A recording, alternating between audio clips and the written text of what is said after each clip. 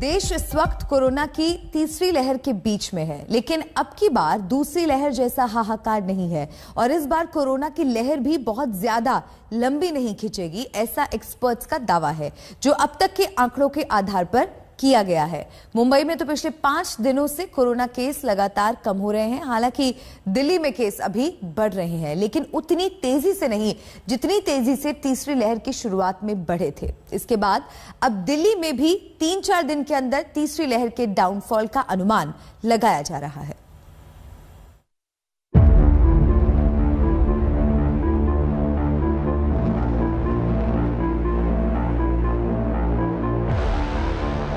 दिल्ली के अस्पतालों में बड़ी संख्या में डॉक्टर्स कोरोना पॉजिटिव हो रहे हैं। Doctors are also getting infected.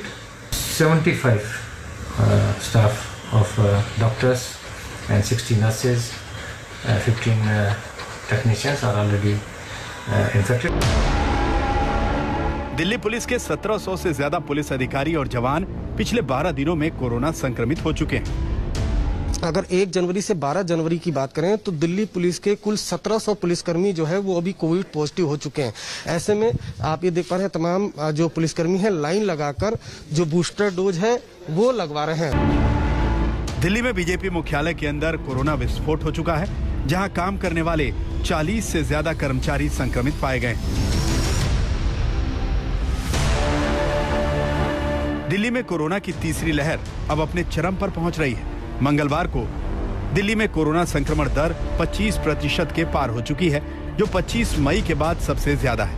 24 घंटे में 23 मरीजों की मौत हुई, जो 16 जून के बाद सबसे ज्यादा मौत है। एक्टिव मामलों की संख्या 74,881 से ज्यादा है, जो 13 मई के बाद करीब 8 महीने में सबसे ज्यादा है। दिल्ली में कोरोना की रफ्तार की स्टडी करके एक्सपर्ट्स दावा कर रहे हैं कि दिल्ली में अब बस तीसरे लहर का पीक आने ही वाला है। मेरा ये मानना है कि थर्ड वेव डेफिनेटली दिल्ली में तो है ही, पर दूसरी बड़ी बड़ी जो मेट्रोपोलिस हैं, बड़ी सिटीज, उनमें भी ऑलमोस्ट आया हुआ है। लाइक बॉम्बे या बैंगलोर वगैरह, शायद चेन्नई में कम है, बट अभी बाकी मेट्रोपोलिस में आया हुआ है और अगले कुछ हफ्तों में, शायद जनवरी में ही ये सारे देश में फैल जाएगा। दिल्ली में 3 से 4 दिन के अंदर पीक आने का अनुमान लगाया जा रहा है, क्योंकि अब दिल्ली में पॉजिटिविटी रेट स्थिर हो चुका है। इसके बाद उसके गिरने की उम्मीद है, जैसा कि मुंबई में होना शुरू भी हो चुका है, जहां लगातार 5 दिन नए मामलों में काफी कमी आई है। मुंबई में 7 जनवरी को कोरोना के 20,971 केस मिले थे, जो 8 जनवरी को 20,318 रह गए। 10 जनवरी को डेली केसेस 13,648 हो गए। 11 जनवरी को 24 घंटे में कोरोना के 11,647 नए मामले सामने आए। मुंबई का पॉजिटिविटी रेट अब 18.75% हो चुका है, जो 5 दिन पहले 30% था। मुंबई में कमजोर होती कोरोना की तीसरी लहर के ट्रेंड ने दिल्ली को भी उम्मीद बधाई है। दिल्ली के स्वास्थ्य मंत्री ने कहा है कि दिल्ली में भी जल्द ही केसेस कम होने की संभावना है। देखो, पहले बहुत तेजी से हर रोज बढ़ रहे थे एडमिशंस, रेट ऑफ एडमिशन जिसे कहते हैं ना, admission rate of admission was increasing. अब वो स्टैग्नेंट हो गया है, अब बिल्कुल बराबर हो गया है, लगभग सेम एडमिशन रोज हो रहे हैं। तो जैसे ही मुझे लगता है 1-2 दिन के अंदर ऐसा ट्रेंड देखने को मिलेगा कि हॉस्पिटल एडमिशंस कम होंगे, तो हॉस्पिटल एडमिशन कम होंगे तो दिस इज एडवांस इंडिकेटर। बाकी आपके नंबर्स हैं या पॉजिटिविटी है वो थोड़ा लेट इंडिकेटर्स होते हैं। हॉस्पिटल एडमिशन सबसे मेन इंडिकेटर वही होता है। तो हॉस्पिटल एडमिशन जो रुक गए हैं, बढ़ने बंद हो गए हैं, अब लगता है कि कुछ ही दिनों के अंदर ये डाउन आना स्टार्ट हो गया।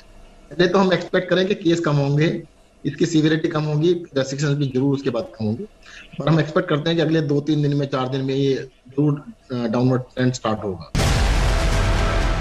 मुंबई में तेजी से कम होते केसों ने दिल्ली वालों के लिए भी उम्मीद की किरण जगाई।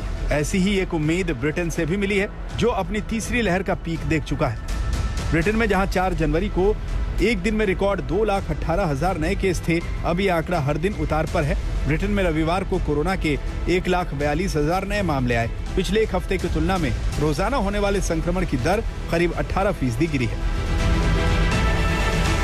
एक खास बात यह भी है कि ब्रिटेन की सरकार ने तीसरी लहर पर काबू पाने के लिए लॉकडाउन के बजाय वैक्सीनेशन को बढ़ाने पर जोर दिया।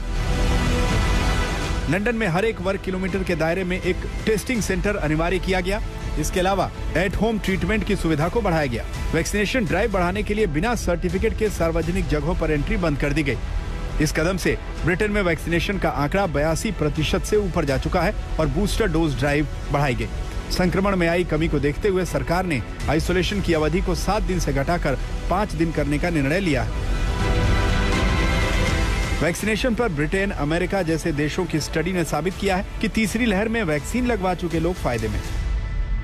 न्यूयॉर्क सिटी ने, जो कि उन्होंने अपनी वेबसाइट पर भी पब्लिश किया है, उस डेटा में उन्होंने मई के महीने से लेकर अब तक वहां पर आने वाले केसेस, जिसमें कितने केसेस वैक्सीनेटेड थे, कितने नॉन वैक्सीनेटेड थे और उनमें से कितने केसेस को हॉस्पिटलाइजेशन करने की आवश्यकता पड़ी, उस डेटा को एनालाइज करके बताया है कि अगर आपने वैक्सीनेशन कराया हुआ हो vis-a-vis people who are not vaccinated, तो आपके इन्फेक्शन के चांसेस इस डेटा के द्वारा पता लगता है कि 78% कम हैं। दूसरा डेटा उन्होंने एनालाइज करके बताया है कि फुली वैक्सीनेटेड लोग जो हैं उनको 90 से 95% lower chances of getting hospitalise compare to unvaccinated population. अन्य देशों के डेटा और भारत में तीसरी लहर के चाल चलन से एक बात तो कंफर्म होती है कि अगर वैक्सीनेशन पर और ज्यादा जोर दिया जाए और नियमों का पालन किया जाए तो कोरोना की तीसरी लहर से जल्द ही पार पाया जा सकता है। मिलन शर्मा के साथ आज तक ब्यूरो।